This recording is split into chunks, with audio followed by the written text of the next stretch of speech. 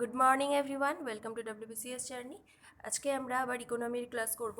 আর আমরা এর আগে প্ল্যানিং কমিশনটা পুরো কমপ্লিট করে দিয়েছিলাম, ওখানে আর কিছু নতুন করে করার দরকার নেই।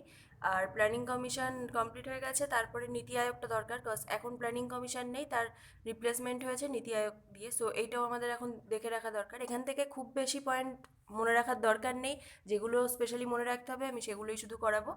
আর আগের ওই প্ল্যানিং কমিশন বা তার আগে ইকোনমিক্সের যে ক্লাসগুলো করানো আছে ওইগুলো যারা দেখোনি, উপরে আই বাটনে এবং ভিডিওর ডেসক্রিপশন বক্সে লিঙ্ক দিয়ে দেবো, ওখান থেকে ওই ক্লাসগুলো অবশ্যই দেখে নিও।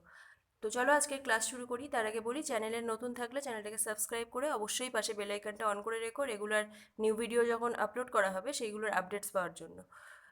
দেখো, ফার্স্ট আমরা দেখব কি নীতি আয়োগের ফুল ফর্ম, সেটা আমাদের জানা দরকার, এক্সামে কিন্তু এই কোশ্চেন আসে। সো নীতি আয়োগের ফুল ফর্ম কি? National institution for transforming India. আমি একটা তোমাদের মানে ধরো জানো জিনিসটা মনে থাকলো, এবার অনেক সময় অপশানে এরকম টাইপসে দিয়ে দিতে পারে, আর একটা অপশান দিয়ে দিল national institute for transforming India. So confuse হবে না। এরকম অনেক সময় হয়, আমি কালকেই এরকম একটা কোশ্চেন দেখেছি। সো মনে হলো এটা তোমাদেরকে বলা দরকার, ওই জন্য বলে দিচ্ছি, national institution for transforming India. So ভালো করে খেয়াল রাখবে। নেক্সট পয়েন্ট দেখো, প্রথম কথা, এটা তৈরি হয়েছিল কবে? এটা হয়েছিল 1 জানুয়ারি 2015 সালে। নীতি আয়োগ কিন্তু তৈরি হয়েছে। এবং তারপরের ব্যাপার যে এটা একটা নন কনস্টিটিউশনাল, এবং প্ল্যানিং কমিশন যে আমাদের ছিল সেই প্ল্যানিং কমিশনটাও কিন্তু নন কনস্টিটিউশনালই ছিল। তো এটা ঠিক ওটার মতোই, নন কনস্টিটিউশনাল এবং নন স্ট্যাটুটারি বডি। প্ল্যানিং কমিশনও হচ্ছে নন স্ট্যাটুটারি বডি। নন কনস্টিটিউশনাল মানে হচ্ছে ওই কনস্টিটিউশন যখন তৈরি হয়েছিল, কনস্টিটিউশনের মধ্যে এগুলোর কোনো উল্লেখ নেই, এখনও নেই এবং তখনও ছিল না। এগুলো কনস্টিটিউশনের বাইরে এই জিনিসগুলো আলাদাভাবে তৈরি হয়েছে। ঠিক আছে, এরপরে দেখো এই টাইপসের আসে কিন্তু, যে নন কনস্টিটিউশনাল বা নন স্ট্যাটুটারি বা শুধু স্ট্যাটুটারি, এইসব অপশান দিয়ে এরকম দিয়ে দিতে পারে। এবার দেখো, অনেকেই তোমরা জানো যে নীতি আয়োগকে কি বলে? Think tank. এবার এই থিঙ্ক ট্যাঙ্ক বলে কেন, এটা হয়তো সবাই জানো না, তো এটা আমরা দেখব। যে থিঙ্ক ট্যাঙ্ক বলে এটা মোটামুটি সবাই জানো, সো সেই জন্য এবার আমরা দেখব কেন বলছে। এদের কাজ কি? প্ল্যানিং কমিশন কি করতো? প্ল্যানিং কমিশন, ওদের ফাইন্যান্সিয়াল পাওয়ার ছিল যে ফান্ড অ্যালোকেট করার জন্য স্টেটকে। এইবার এই নীতি আয়োগ যেটা, এটা কিন্তু শুধু অ্যাডভাইস করার ক্ষমতা আছে, এদের কিন্তু কোনো ফাইন্যান্সিয়াল রোল নেই। মানে ফান্ড অ্যালোকেট করতে পারবে না এরা, এদের কাছে শুধু অ্যাডভাইস দেওয়ার ক্ষমতা রয়েছে। দেখো এখানে আমরা দেখে নিই যে it's a policy think tank established to provide strategic and technical advice to the central government. Therefore it's an advisory body with no financial role. মানে এরা কোনো কিছু থিঙ্ক ট্যাঙ্ক বলছে, মানে কি কোনো কিছু আর কি থিঙ্ক মানে ভাবছে, এবং সেইটা অ্যাডভাইস করছে যদি মানে সেটা প্রয়োজনীয় কিছু হয়, তো সেন্ট্রাল গভর্নমেন্টকে সেইটা হচ্ছে অ্যাডভাইস করছে। কিন্তু এদের কাছে কোনো ফাইন্যান্সিয়াল রোল নেই, যেটা ঠিক তার উল্টোটাই ছিল প্ল্যানিং কমিশনে। প্ল্যানিং কমিশন ভাবতো, ডিসিশনও নিত, সেই সাথে সাথে ফাইন্যান্সিয়াল রোলও ছিল, ওরা স্টেটকে ফান্ড অ্যালোকেট করতে পারতো। কিন্তু নীতি আয়োগের ক্ষেত্রে সেটা না, এবং নীতি আয়োগ আর প্ল্যানিং কমিশনের মধ্যে এটা সব থেকে বড় একটা মেজর ডিফারেন্স। সো এটা ভালো করে খেয়াল রাখবে, দুজনের মধ্যে তফাৎ কোথায়। তো থিঙ্ক ট্যাঙ্ক এই কারণেই বলে, এরা মানে শুধু থিঙ্ক করার কাজটা এদের। নেক্সট দেখো, it doesn't enjoy financial powers to allocate funds to states. আমি একটু আগেই বললাম প্ল্যানিং কমিশন এর পাওয়ার ছিল, planning commission enjoy financial powers to allocate funds to states, but NITI Aayog doesn't enjoy this power. ঠিক আছে, এবার দেখো এই ফান্ড অ্যালোকেশন পাওয়ারটা তাহলে বর্তমানে কাদের মাধ্যমে হচ্ছে, মানে কারা করছে এটা? Ministry of finance, government of India. তো মিনিস্ট্রি অফ ফাইন্যান্স কিন্তু এখন ফান্ড অ্যালোকেশনটা করতে পারছে, বাট আগে এটা হচ্ছে প্ল্যানিং কমিশন করতে পারতো। নেক্সট দেখো, এবার আমরা দেখবো নীতি আয়োগ যে একটা, নীতি আয়োগ এর কম্পোজিশন কি, মানে এটা কি কি নিয়ে গঠিত। তার মধ্যে 1 নম্বরেই পড়ছে নীতি আয়োগ যে কম্প্রাইজেস অফ, দেখো আমি আলাদাভাবে লিখেছি এই কারণে, স্পেশাল কিছু ব্যাপার আছে। যেরকম দেখো প্রাইম মিনিস্টার, নীতি আয়োগে প্রাইম মিনিস্টার। এবার প্রাইম মিনিস্টার কে আর কি, নীতি আয়োগের যে চেয়ারপারসন তিনি হচ্ছে প্রাইম মিনিস্টার। মানে নীতি আয়োগের চেয়ারপারসন সবসময় তিনিই হবেন, যিনি হচ্ছে আমাদের দেশের প্রাইম মিনিস্টার, সবসময় তিনিই হচ্ছে নীতি আয়োগের চেয়ারপারসন থাকবে। সো আশা করি এটা নিয়ে কোনো কনফিউজ নেই। নেক্সট দেখো, এবার ভাইস চেয়ারপারসন কে হবে নীতি আয়োগের? তিনি হবেন যে nominated by the prime minister. Prime মিনিস্টারই নমিনেট করবে ভাইস প্রেসিডেন্টকে, সরি ভাইস চেয়ারপারসনকে। এবং বর্তমানে ভাইস চেয়ারপারসন কে রয়েছেন? রাজীব কুমার। এরপরে দেখো আর কে কে আছে। One full time chief executive officer মানে সিইও, একজন ফুল টাইম সিইও রয়েছে এবং তাকে অ্যাপয়েন্ট করছে কে, এগুলো জেনে রাখবে যে এইটা এসে দিয়ে দিতে পারে। কজ নীতি আয়োগে চেয়ারপারসন প্রাইম মিনিস্টার হয় সবাই জানো, তারপরে ভাইস চেয়ারপারসন বর্তমানে কে সেটা জানো। এবার কোশ্চেন যদি একটু মানে যারা তোমরা ডেপথে পড়েছো কি না সেইটা দেখার জন্য এরকম দিয়ে দিতে পারে যে নীতি আয়োগের সিইও এনাকে অ্যাপয়েন্ট করছে কে। এইবার অপশানে প্রেসিডেন্টের এটাও থাকবে। আমাদের কনস্টিটিউশনে দেখেছো প্রচুর পোস্টকে মানে প্রচুর পোস্টকে কিন্তু প্রেসিডেন্ট অ্যাপয়েন্ট করে, সো কনফিউজ হওয়ার একটা বিশাল জায়গা। সো এটা ভালো করে খেয়াল রাখবে, নীতি আয়োগের যে চিফ এক্সিকিউটিভ অফিসার তাকে কিন্তু অ্যাপয়েন্ট করছে প্রাইম মিনিস্টার। এবার দেখো বর্তমানে নীতি আয়োগের সিইও কে রয়েছেন, অমিতাভ কান্ত, ভীষণ ইম্পর্টেন্ট, ইনি একজন আইএএস অফিসার ছিলেন। নেক্সট দেখো ফোর ফুল টাইম মেম্বার্স এবং এদেরকেও অ্যাপয়েন্ট করছে কে, প্রাইম মিনিস্টার। কজন ছিল কি এবং হচ্ছে অ্যাপয়েন্ট করছে কে, এগুলো ভালো করে দেখে রাখবে। নেক্সট হচ্ছে ম্যাক্সিমাম 2 পার্ট টাইম মেম্বার্স আর ম্যাক্সিমাম 4 কাউন্সিল অফ মিনিস্টার্স। এবার এই কাউন্সিল অফ মিনিস্টার্সটা কীভাবে রয়েছে, এরা হচ্ছে এক্স অফিসিও মেম্বার্স হিসেবে এবং এদেরকেও কিন্তু নমিনেট করছে প্রাইম মিনিস্টার। আশা করি এতটা ক্লিয়ার, কোনো কিছু বোঝার মানে প্রবলেম হয়নি। নেক্সট দেখো স্পেশাল ইনভাইটিস।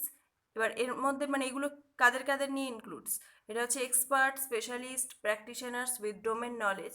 আর এদেরকে নমিনেট করে কিন্তু প্রাইম মিনিস্টার। মানে নীতি আয়োগে মনে রাখবে আলাদা আলাদাভাবে ওইভাবে না মনে রেখে মনে রাখবে যে নীতি আয়োগের যা যা পোস্ট যেগুলো আর কি নমিনেট করার ব্যাপার সেগুলো কিন্তু সবই প্রাইম মিনিস্টারই করছে। নমিনেট বা অ্যাপয়েন্ট যাই করুক প্রাইম মিনিস্টারই করছে এবং উনি হচ্ছে চেয়ারপারসন। এছাড়া রয়েছে secretariat as deemed necessary. Next point, আচ্ছা আমরা দেখলাম কি নীতি আয়োগ কম্প্রাইজ, এবার তার মধ্যেই নীতি আয়োগের মধ্যে আরেকটা জিনিস রয়েছে সেটা দেখো এক মিনিট আমি কালার চেঞ্জ করি নাহলে তোমাদের একটু প্রবলেম হবে। The governing general of Niti Aayog, নীতি আয়োগের কিন্তু গভর্নিং জেনারেল রয়েছে। ঠিক এই জিনিসটা কার সাথে সমতুল্য, এটা হচ্ছে প্ল্যানিং কমিশনের ক্ষেত্রে ন্যাশনাল ডেভেলপমেন্ট কাউন্সিল যে ছিল সেইটা হচ্ছে, এক মিনিট, হ্যাঁ যে এই নীতি আয়োগের যে গভর্নিং জেনারেল সেইটা হচ্ছে প্ল্যানিং কমিশনে যে ন্যাশনাল ডেভেলপমেন্ট কাউন্সিল ছিল সেইটার সাথে সমতুল্য জিনিস। দেখো আমি এখানে লিখেও দিয়েছি, এই যে ন্যাশনাল, আগে যেটা ন্যাশনাল ডেভেলপমেন্ট কাউন্সিল ছিল এনডিসি যেটাকে বলা হতো, সেটা প্ল্যানিং কমিশনের ক্ষেত্রে ছিল। প্ল্যানিং কমিশন কিন্তু এই এনডিসির কাছেই তাদের রিপোর্ট সাবমিট করতো। ঠিক সেরকমই নীতি আয়োগের গভর্নিং কাউন্সিলটা সেম কাজ। এবার দেখো এখানে ব্যাপারটা দেখে নিই যে এবার এই গভর্নিং কাউন্সিলে কারা কারা রয়েছে, চিফ মিনিস্টার্স অফ সমস্ত স্টেটের চিফ মিনিস্টাররা এবং সমস্ত ইউনিয়ন টেরিটরির লেফটেন্যান্ট গভর্নররা হচ্ছে এই নীতি আয়োগের গভর্নিং জেনারেলের মধ্যে রয়েছে এবং এদের হচ্ছে হেড হচ্ছে প্রাইম মিনিস্টার। নেক্সট দেখো point, the governing council of Niti Aayog has replaced the early, আচ্ছা এটা তো আমি বলেই দিলাম। নেক্সট পয়েন্ট, এবার নীতি আয়োগের মধ্যে দুটো ভাগ আছে, একটা হচ্ছে the whole staff of Niti Aayog is divided into 2 hubs. Whole staff Niti আয়োগের সমস্ত স্টাফ আর কি ডিভাইড করা হচ্ছে দুটো হাবে। একটা হাব হচ্ছে নলেজ অ্যান্ড ইনোভেশন হাব আর একটা হচ্ছে টিম ইন্ডিয়া হাব। এবার এই নলেজ অ্যান্ড ইনোভেশন হাব এদের কাজ কি, এই ডিপার্টমেন্টে যারা রয়েছে এদের কাজ হচ্ছে কি works as a think tank, মানে কোনো কিছু থিঙ্ক করার কাজ হচ্ছে এদের। আর 2 নাম্বার টিম ইন্ডিয়া হাব যেটা রয়েছে works as an interface with states. ঠিক আছে, এটা তোর বোঝানোর কোনো দরকারই নেই, বুঝতেই পারছো। 1 নাম্বার হচ্ছে নলেজ অ্যান্ড ইনোভেশন হাব যারা হচ্ছে থিঙ্ক ট্যাঙ্কের কাজ করছে, আর টিম ইন্ডিয়া হাব কী হিসেবে কাজ করছে, as an interface with states. তারপরে দেখো নীতি আয়োগের অবজেক্টিভগুলো দেখতে হবে, মানে এদের উদ্দেশ্য কী ছিল। 1 নাম্বার যেগুলো বাংলা লিখে দেওয়ার দরকার আমি শুধু সেইটুকুই লিখে দিয়েছি, to foster cooperative federalism with active involvement of states in policy making. Policy মেকিংয়ের ক্ষেত্রে স্টেটের অ্যাক্টিভ ইনভলভমেন্ট মানে সক্রিয়ভাবে আর কি, ইনভলভমেন্ট তো জানো, তো এটা টু ফোস্টার কোঅপারেটিভ ফেডারেলিজম মানে সমবায় ফেডারেলিজমের উৎসাহিত করা। তো ফোস্টার মানে উৎসাহিত করার কথা বলা হচ্ছে এখানে। তো যাতে পলিসি মেকিংয়ের ক্ষেত্রে স্টেটের অ্যাক্টিভ ইনভলভমেন্টে মানে কোঅপারেটিভ ফেডারেলিজমকে উৎসাহিত করা আর কি, এই জিনিসটা এদের একটা অবজেক্টিভ। নেক্সট দেখো ফর্মুলেশন অফ প্ল্যানস, যেরকম প্ল্যানিং কমিশনও প্ল্যান করতো ঠিক সেরকমই একটা ব্যাপার যে formulation of plans at village লেভেলে প্ল্যান ফর্মুলেট করা এবং হচ্ছে অ্যাগ্রিগেশন অ্যাট হায়ার লেভেলস। তার পরের point, special attention to sections at risk of not benefiting adequately from economic progress। তো এটার মানে কি বলতে চাইছি যে অর্থনৈতিক অগ্রগতি থেকে পর্যাপ্ত পরিমাণে লাভবান না হওয়ার ঝুঁকিতে থাকা বিভাগগুলোতে বিশেষ মনোযোগ, মানে এইটা এই যে এত থেকে এই এত পর্যন্ত যে ব্যাপারটা এই যে যে বলা হচ্ছে না যে at risk of not benefiting adequately from economic progress, মানে এই যে ইকোনমিক প্রোগ্রেস হবে যে পর্যাপ্ত পরিমাণে সেইটার সুবিধা থেকে মানে যখন মানে সেইটার পর্যাপ্ত পরিমাণে লাভবান না হওয়ার ঝুঁকিতে থাকা মানে রিস্কে থাকা, এবং বিভাগ সেকশনস মিন্স বিভাগগুলিতে স্পেশাল অ্যাটেনশন মানে বিশেষভাবে মনোযোগ দেওয়া, মানে সেই দিকটা নিয়ে একটু বেশি থিঙ্ক করা এবং সেই দিকটা নিয়ে কিছু একটা অ্যাডভাইস দেওয়া। সো সেইটার কথা এখানে বলা হচ্ছে। নেক্সট পয়েন্ট দেখো, economic policy to also incorporate national security interest. National security ইন্টারেস্টের ক্ষেত্রেও কিন্তু ইকোনমিক পলিসি ইনকর্পোরেট করা, জাতীয় সুরক্ষা স্বার্থকে অন্তর্ভুক্ত করার জন্য অর্থনৈতিক নীতি। সো এটা তো ইজি ছিল, বুঝতে পারছো। নেক্সট দেখো এদের আর কি কি উদ্দেশ্য আছে, আর একটাই উদ্দেশ্য দেখে নাও, যে national and international think tank, যেগুলো আমাদের যে দেশে থিঙ্ক ট্যাঙ্ককে নীতি আয়োগ, ঠিক সেরকমই মানে অন্যান্য দেশে আলাদা আলাদা রয়েছে।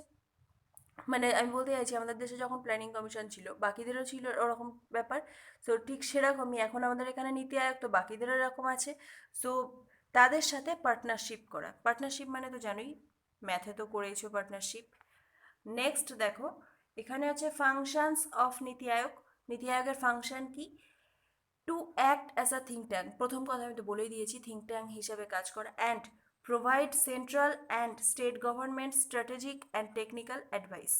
তো এটার মানে কি বলতে চাইছি যে কেন্দ্রীয় এবং রাজ্য সরকারকে কৌশলগত এবং প্রযুক্তিগত পরামর্শ দান করা। আমি ফার্স্টেই মানে একদম ক্লাসের শুরুতেই কিন্তু আমি ফার্স্টে এই লাইনগুলো বলেই দিয়েছিলাম যে নীতি আয়োগের কাজকে এই যে অ্যাডভাইস করা কেন্দ্রীয় আর রাজ্য সরকারকে। নেক্সট দেখো এই পয়েন্টটাও কিন্তু আমি অবজেক্টিভের মধ্যে কভার করে দিয়েছি যে ফোস্টার কোঅপারেটিভ ফেডারেলিজম, ওই জন্য এটা আর বলছি না। নেক্সট পয়েন্ট, এটা কিন্তু একটা ইম্পর্টেন্ট পয়েন্ট, যে to publish various socio economic indices. নীতি আয়োগ থেকে দেখবে তোমরা এক্সামের জন্য এগুলো ভীষণ ইম্পর্টেন্ট, কী টাইপসের কোশ্চেন আসে, কোনো একটা ইন্ডেক্সের নাম বলে দিবে, এবার বলবে যে এই ইন্ডেক্সটা রিলিজ করেছে কে। এবার অনেক সময় হয় নীতি আয়োগ যে ইন্ডেক্সগুলো রিলিজ করে সেই সব ইন্ডেক্স থেকে অনেক সময় কোশ্চেন দিয়ে দেয়, শুধু নীতি আয়োগ ক্ষেত্রে না বাকিদের ক্ষেত্রেও। সো আমাদের এইগুলো জেনে রাখতে হবে যে কোন ইন্ডেক্স কারা পাবলিশ করছে। ঠিক সেরকমই এখানে কিছু ইন্ডেক্স আছে যেগুলো নীতি আয়োগ পাবলিশ করে, আর নীতি আয়োগ থেকে পাবলিশ হওয়া মানে সেই সব ইন্ডেক্স ভীষণ ইম্পর্টেন্ট। তার মধ্যেও আবার স্পেশাল কিছু কিছু আরও ইম্পর্টেন্ট আছে, সেগুলো আমি বলছি একটু পরে।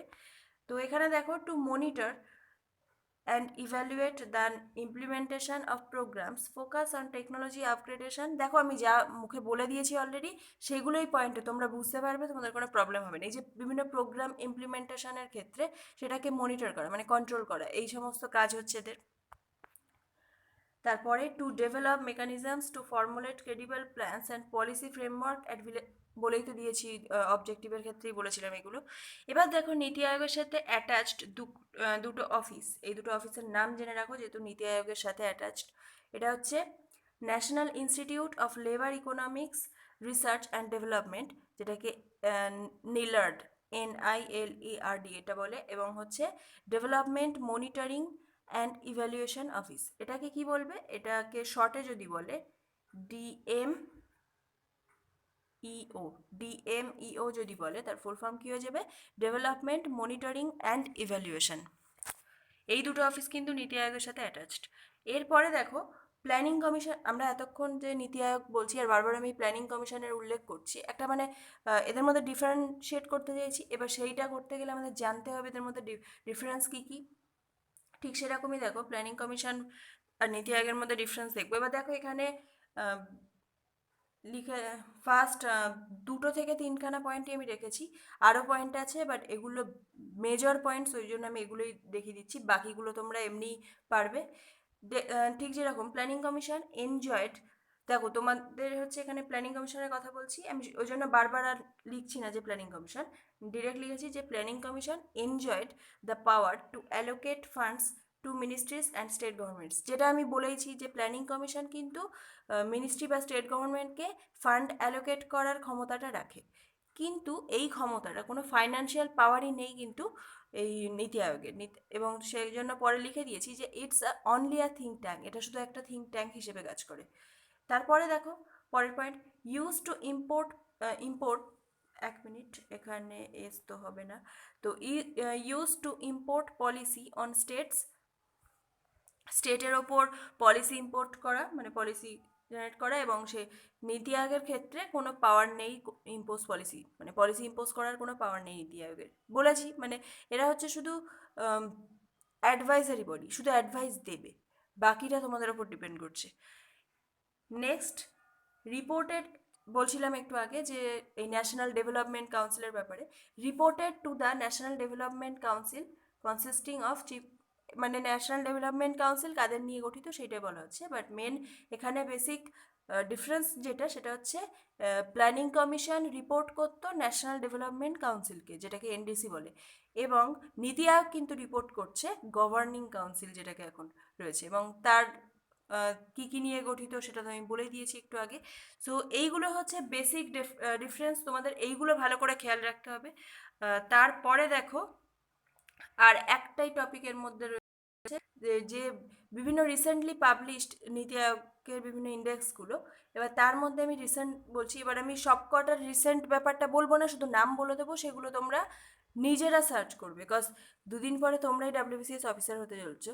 তো তোমরা যদি এখন সবই আমি তোমাদেরকে সার্চ করে করে জিনিসগুলো দেই তাহলে তোমরা কি করবে? সো তোমাদের হোমওয়ার্ক থাকবে কিছু কিছু, আর এখানে আমি বলে দিচ্ছি কি কি, যেরকম index indices recently published by NITI Aayog, NITI Aayog publish করেছিল রিসেন্টলি, মানে ফার্স্ট থেকে নীতি আয়োগ এগুলো পাবলিশ করে, যেরকম একটা হচ্ছে ইন্ডিয়া ইনোভেশন ইন্ডেক্স, ভিভিআই, ভীষণ ইম্পর্টেন্ট, মানে নীতি আয়োগ যে কটা ইন্ডেক্স পাবলিশ করে তার মধ্যে India innovation index most important.